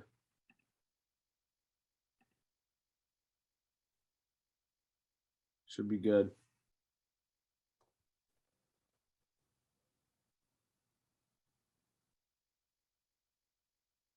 Hey guys, this is Seth on the host side. It looks like somebody in room 7 has a question. Can one of you jump in there and? Yeah. You want to jump in there, AJ? Yep. You want me? Okay. No, I'll go. I'll be back. I didn't see it.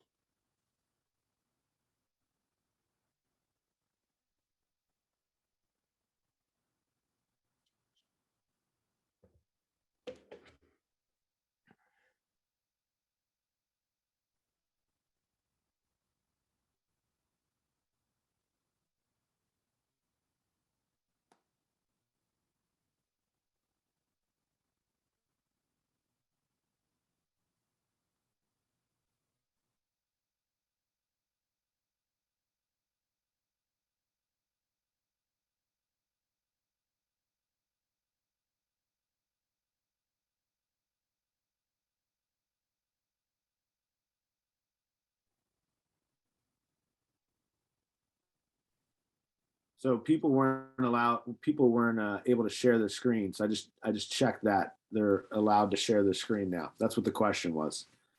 I should have checked the security settings, because sometimes that's turned off, and like I'm sure on your personal one, like mine, John, it's already turned on. But sorry, I wasn't sure if it was a us question or a you question. no, it's fine. I mean, I was able to do it, so I just clicked security and change that. So all Perfect. good, all good.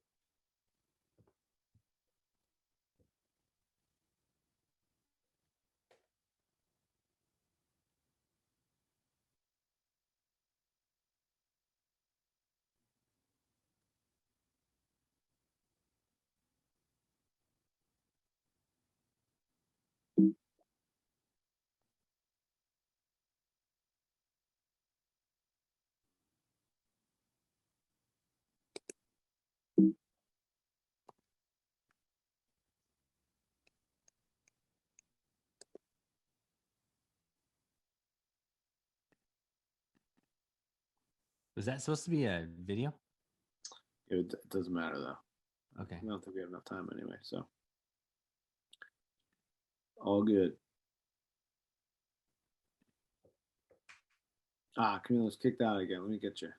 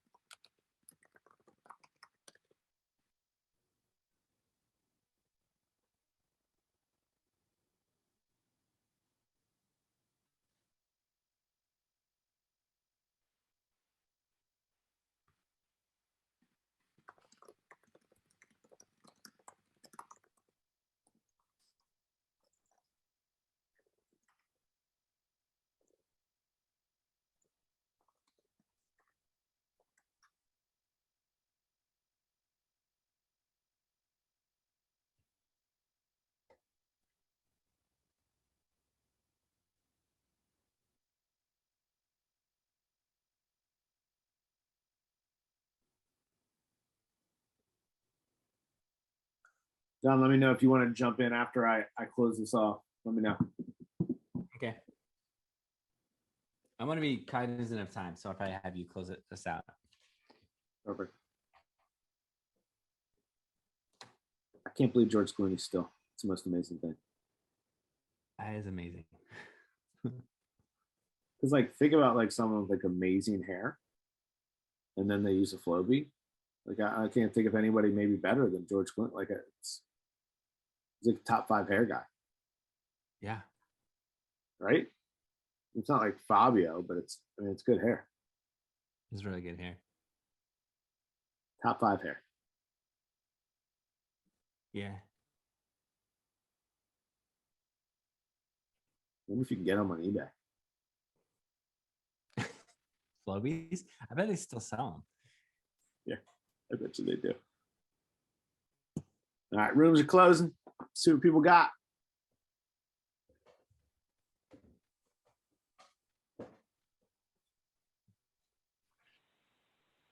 See a couple people trickling back in, but there's still about 45 seconds left until everybody rolls back in here.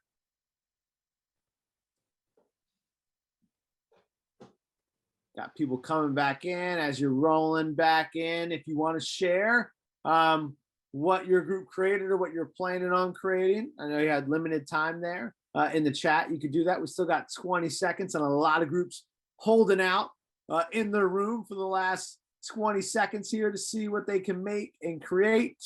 I love it. Awesome, Sheila. Thank you. Liz, fantastic. If you can share it in the chat, that'd be great. If you just had the link to share it, that'd be awesome. We got just 3, 2, 1. Now everybody's back in the room here. Everybody's coming back. As you're rolling back in the room right here, and John and I are wrapping up, I'm going to do that teacher thing where I'm going to talk for just a couple minutes here, while hopefully you share what you learned and maybe what you made in the chat right here. The goal of a sprint is that we typically we do these in a 2 to 3 day fashion, where the kids, the first day looks exactly like this. They sprint through that 45-minute class period to create something. Day 2, they come back in and they share what they made, they get feedback, and they make it better. They spend more time iterating, building on it, making it better, and improving who their audience is. And the third day, they actually really finalize who they're sharing that with. They do the little nitty-gritty detail things, like citing where they got information from and those different types of things, and putting it out to the world. And so everything that you just did in these kind of 30 minutes is what the kids would do in that first day of creating. Now, normally, if you're anything like me, I would give kids 6 weeks to make something, and they would do all the creating on the last day. And so what Linda Darling-Hammond and the researchers at Stanford found out was that almost the exact same amount of learning comes from a 3-day creative sprint as a 6-week project, because that procrastination is now built onto the front end of what they're actually creating. Quick show of hands here, though, at people in the room. How many of you learned something new in the past 30 minutes? How many of you learned something new? A lot of people learned something new here. Yeah. All right. How many of you in the past 30 or so minutes got to collaborate with some folks, collaborate with some colleagues? All right. We got hands up all over the place. How many of you had to evaluate information that you were looking at online? You had to evaluate kind of information. We got hands up everywhere. And how many of you created or attempted to create something? So many of you, as we see in the chat right there. So what I want you to see is that last 30, 40 minutes. In that last 30, 40 minutes, you were living off the top of Mount Bloom's taxonomy. You were creating, you were learning, you were doing all that kind of stuff as well. And because there were small groups, everybody had to do something, right? When we get into the too big of groups, all of a sudden, one person takes over, this, that. But when you're in those small groups, the small time frame, you get to do that work. And so the reason we like doing this activity, I know we're a little short on time here, but the reason we like doing this activity is this idea that when you do creative work, it doesn't have to take a lot of time, that research doesn't have to be a difficult process, and that people care about your work, that when you're sharing this, even on the chat right here, and I love hearing the chat right there, when you're doing that work, when you share that work with the chat, with the people in the world, it's an amazing connection that you can make in a short amount of time. In a short amount of time, you can do this. This type of activity, the reason we do it is that you can do it in any type of learning environment. You can do it all the way from kindergarten all the way up through seniors and beyond. You can introduce a unit with this type of sprint. You can do a mini lesson in the middle of a unit. You can have at the end of the unit, kind of breakdown and review with this type of sprint. And so as John and I kind of talk about these ideas of moving from compliance to engagement to empowerment, it's those ways in which we design as teachers and be those guides on the rides in the classroom that really help enable our students to go and do that. And I know I speak for John that we're just so grateful for everybody for showing up on a Friday afternoon and being here and learning with us. Thank you all for just doing a great job. This chat was amazing. I clicked those 3 little buttons on the chat and save the chat as well, because this has been an awesome chat. You have done an amazing type of work. So just give a round of applause to everybody. Thank you so much. We appreciate it. The Institute, thank you for having us. Thank you so much. We appreciate it. Thanks, everybody. AJ and John, oh my gosh, thank you so much. I'm filled with this anxiety of not getting my work done, and then feeling like I didn't quite get it. And I'm filled with the energy of where I wanted to go, and so much thinking. Okay, we have just a little bit left more of today's Inspire, and I really want everyone to hang on, but we're going to do a short break because I know it's been a long time and we haven't given you guys a restroom break or a stretch break or a dance break. So that's what we're going to start with, a dance break. We're going to take 5 minutes. It's 5:35. We're going to come back at 5:40, and we're going to have just 10 minutes to wrap up really important information about our Yippee launch and about tomorrow's activities. So please come back. If you're not able to come back, we'll see you tomorrow, 8:30 a.m. 5 minutes.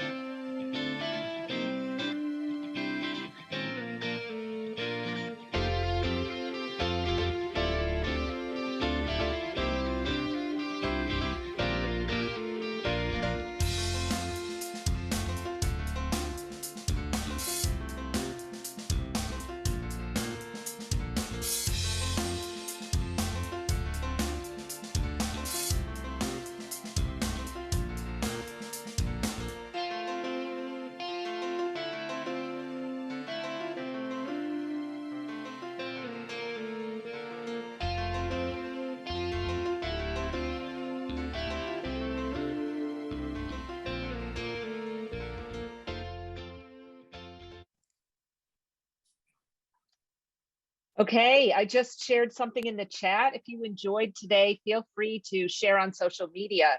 You can tweet using the hashtag Inspire 2021. You can call us out at Young E Institute, Burton D. Morgan Foundation. Share it on social media. We love to hear about it. I know I took a lot of screenshots that I'm going to be sharing with things that I want to remember and that I want to share with fellow educators. So thanks for that. I'm here now with my partner, Emily Bean from the Burton D. Morgan Foundation. Emily, are we ready? Eileen, it's time. We told everyone that we are launching at Inspire, so let's get this show started. Roll the video. Roll the tape.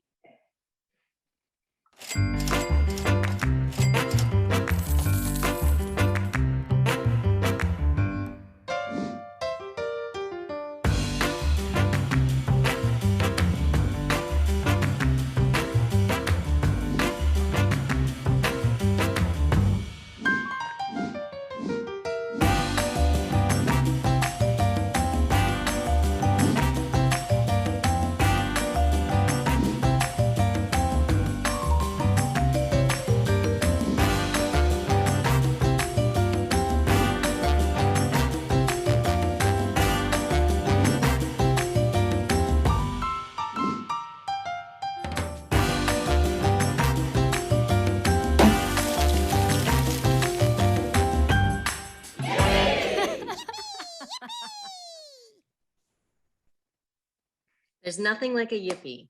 In fact, when we thought of this idea back in January, we became ultra aware of just how unique it was and how needed it was. And I don't want to bore you with the details yet, but for now, I'll just say that this platform was conceived to disrupt the philanthropic field by putting educators in charge of what gets funded. So instead of us deciding what we think you'll like, you get to pick. And instead of us hoarding all of the amazing insight given to us by educators, you get to learn directly from your peers. Granted, not all of the functionality is built out yet, but our vision is bigger than our stomachs. That's right. We like the idea, but we wanted to make sure that you as educators would find it valuable too. So we started asking, what's wrong with the current way that teachers look for entrepreneurship education resources?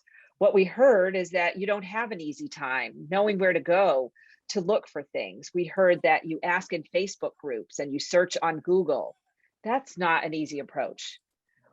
And it's hard to know which things are working, also which things work best in the classroom. Another problem you told us is that it can be expensive. Educators don't have a budget for entrepreneurship education. And again, we thought we can do better. So now, after 9 months of research and planning, we're thrilled to introduce Yippee, the go-to marketplace for all things in entrepreneurship education. So what is Yippee? Yippee is an online marketplace that connects educators to a host of free entrepreneurial resources and to one another. It's a live marketplace. It's open 24/7 for searches and for shopping. It's filled with entrepreneurship education products. Once educators join Yippee, they can shop using points. What does Yippee stand for? Y is for youth. We are here to support teachers of K through 12 students.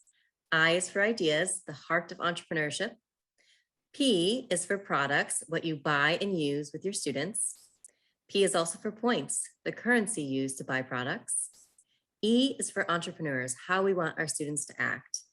And the last E is for exchange, the power that comes from sharing knowledge and ideas with your peers. So what makes Yippee unique? Like our former mini grant program, Yippee is filled with lots of entrepreneurship education resources from lots of different program providers. It's not just one company trying to promote their own stuff. And like I said earlier, the market is filled with educational products that are available to educators 24/7, all year round.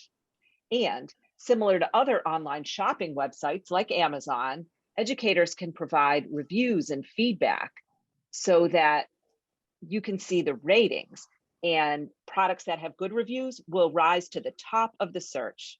Your reviews and feedback will make Yippee a better marketplace. So how does Yippee work? For the educator, it's as easy as 1, 2, 3. Earn points, shop for products, which can be everything from field trips to speakers to hands-on learning opportunities, and then share what worked for you. Let's look at each of these a little bit closer.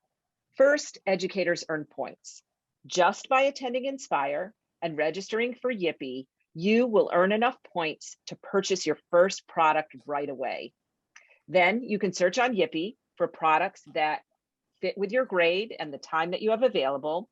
Check your online wallet to see your points balance, and then select a product with your points. Finally, after implementing your product, you can share your feedback so that other educators can learn from your experience. By using the Yippee website, letting people know how it went for you and your experiences by liking and favoriting a product, you'll earn even more points to get even more products.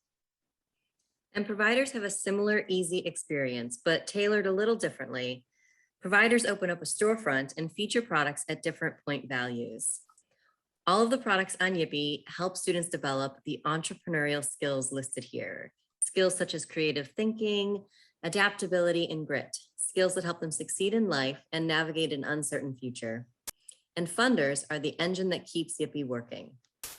The more money we can raise, the more products become available to you. So what does Yippee look like on the inside? Here's a picture of a storefront. You can see this is a sample for one of our product providers, Upcycle Parts Shop.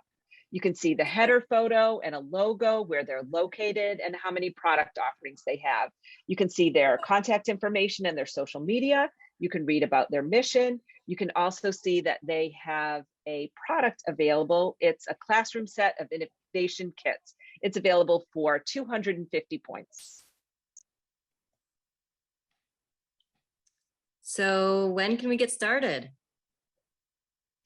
It opens tomorrow, Saturday, and we hope that you'll be here at Enspire when we tell you a little bit more, when we do some live product demos. And in the meantime, you can follow us on social media. We have a Facebook page, Twitter, and Instagram at yippee.exchange, at yippee_exchange, and yippee.exchange. We hope you're excited as we are. Yippee!